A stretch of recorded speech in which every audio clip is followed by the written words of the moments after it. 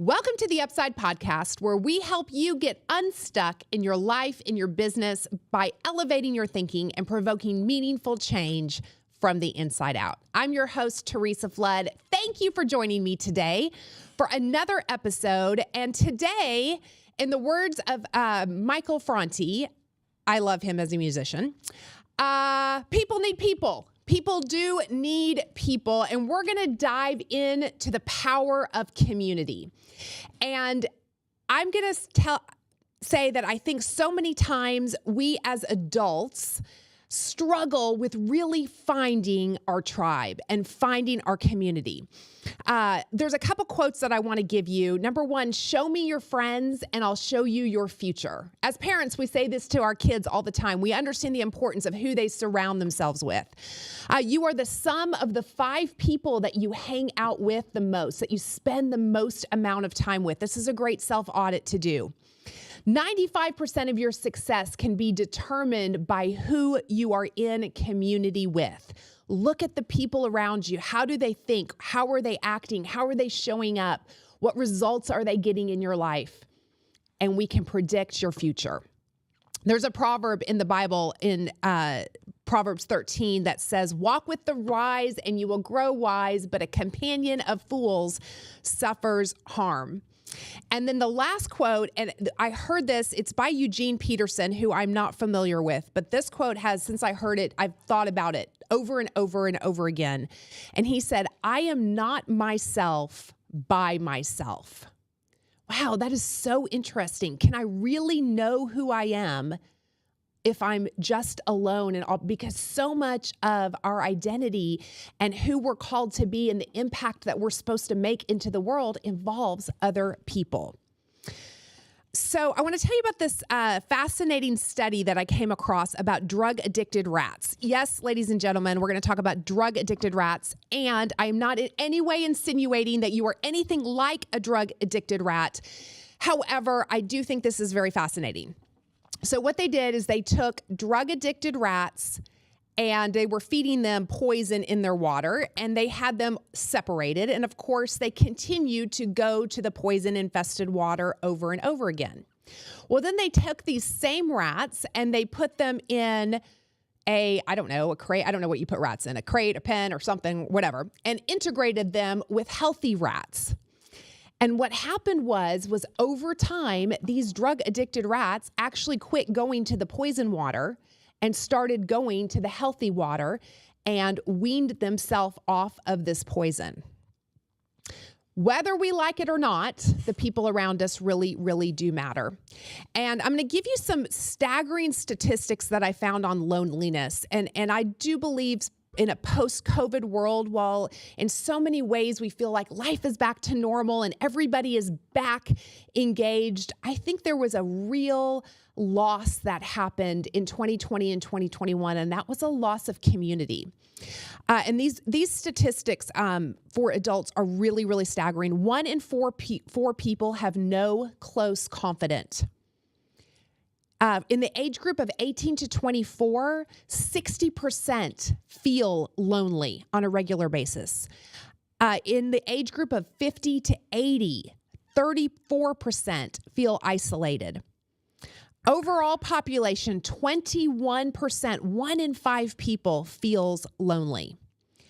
This is an interesting statistic about men, but men without a close friend has increased 5 times since 1990.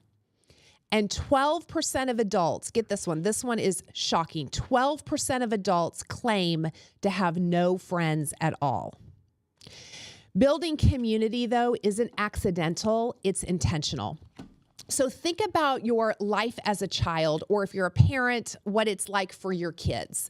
So when you're growing up, you are constantly put into an environment of peers, right? So you go into your kindergarten classroom and there's a bunch of other little 5-year-olds all in the same stage of life, all nervous about going to their first day of school.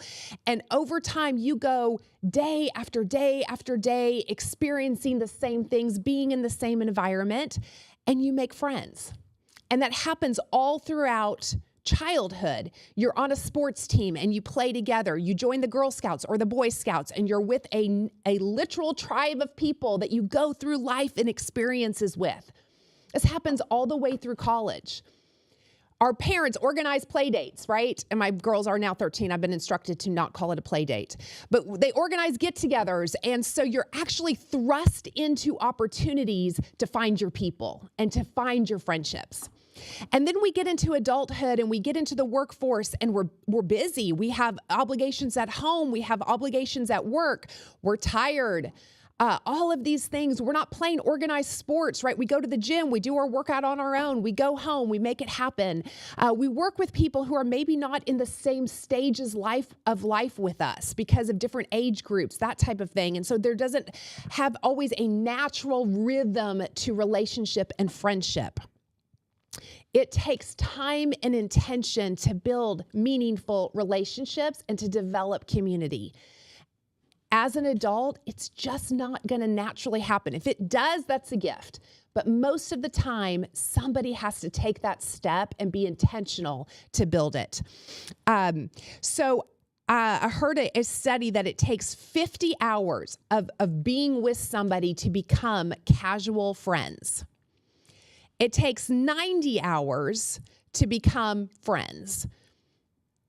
And it takes 200 hours of hanging out with somebody to become close friends. In adulthood, 200 hours with somebody doesn't just naturally happen. We have to put intention to it. So what does community look like? So I really love the story in the Bible. I'm going to use this just as an illustration for you of the man who was paralyzed, and he wanted to get to Jesus for healing. And so he couldn't because there was a huge crowd and he couldn't walk. He was being carried on a mat. And so what his group of friends did is they got together, and it's interesting because doesn't go into these kind of details, but I'm guessing this group of friends probably got together and said, we got to figure this out. We got to figure out how to get Joe. I don't know if his name was Joe, but I'm just using some license here. How do we get Joe in the door? And so they got super creative, and what they actually did is they climbed up on the roof, they cut a hole in the roof, and they lowered him down into the center of the room to see Jesus. Now, community is like that, because when we are in community, we have the people around us when we need them. And we are the people who are called upon at that time. These weren't just strangers that grabbed him. These were his friends. These were the people that they had been doing life together. These are the people that said, you know what? I'm willing to pick up your mat when it's going to be heavy. It's going to cause me stress. It's going to be inconvenient. It's maybe going to be a little bit embarrassing because I'm going to be climbing up on a roof and lowering you down. I might get in trouble for this. I don't know what the repercussions are going to be, right? That's what friendship and community should look like. But it wasn't just a stranger on the side of the road. These are people that were friends, that were doing life together. And the truth is about community is you don't know when you're going to need it. You don't know when you're going to have that moment where you need somebody to lower you down through a roof. And you don't know when somebody else is going to need you to be that community. Helen Keller says, walking with a friend in the dark is better than walking alone in the light. So I just wanted, for those of you who are listening and maybe you feel like you're not in community or you're not in a strong community, you feel a bit lonely, you feel a bit isolated, or maybe you're not plugged into the right community. Maybe it's not a community that's high-minded, a community that's causing you to grow, a community that you know would be there for you in times of need. I want to give you 3 action steps to help you in this. Again, it's not you. Meaning, it's not that people don't want to be friends with you. It's not that you don't fit in. It's that in adulthood, building community takes intention and it takes deliberate steps. So the first one is get connected. Go be the friend that you want to have. Don't be a victim sitting around wondering why nobody is reaching out, nobody's calling, nobody's inviting. Go be that person. Everybody is sitting around wondering the same thing. So go plug in, show up.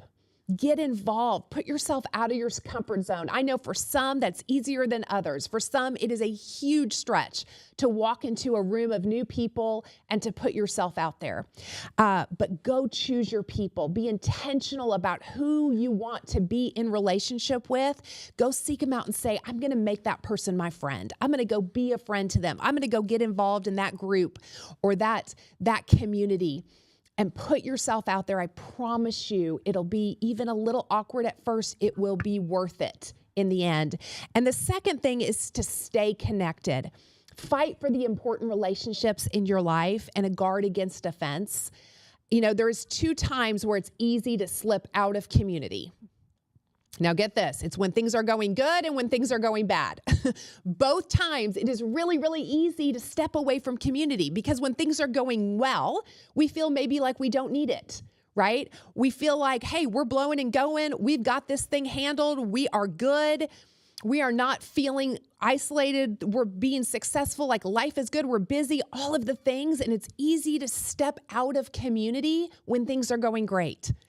It's also easy to step out of community when things are going badly. Why? Because we get embarrassed. We're ashamed. We're feeling sorry for ourselves, right? We feel like everybody else has it all together. And so we start to slip away and to pull back from community when that is the time that it's the most important to press in to the people that care about us. It's the most important time to still show up at that office meeting. It's the most important time to still show up at church. It's the most important time to not hide away and retreat. People need people. You need people, and people need you. People need you. And that's the third thing is invite somebody. Be the one who engages. Be the one who looks for the person sitting on the outskirts. Look for the person who feels awkward walking into the room for the first time. Open up your circle and bring others into your community.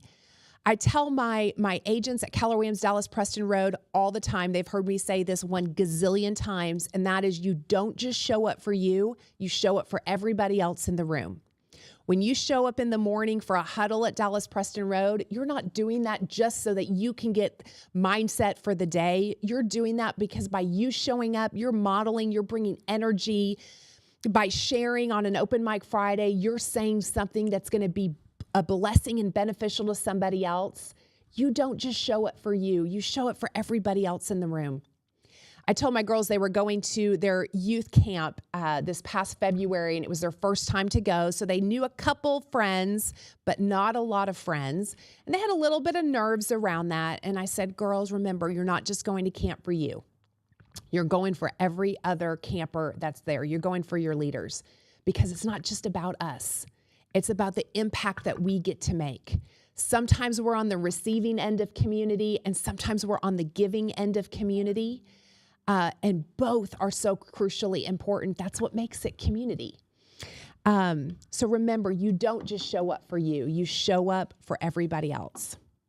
So today, I might just encourage you to either get connected, to stay connected, or to invite somebody else and bring somebody else into community. People need people. I need you. You need me. We're better together. And so thank you for listening to this episode of the Upside Podcast. And I believe that when you invest in your life and your business, it's going to yield you amazing returns. Please share this episode with a friend, like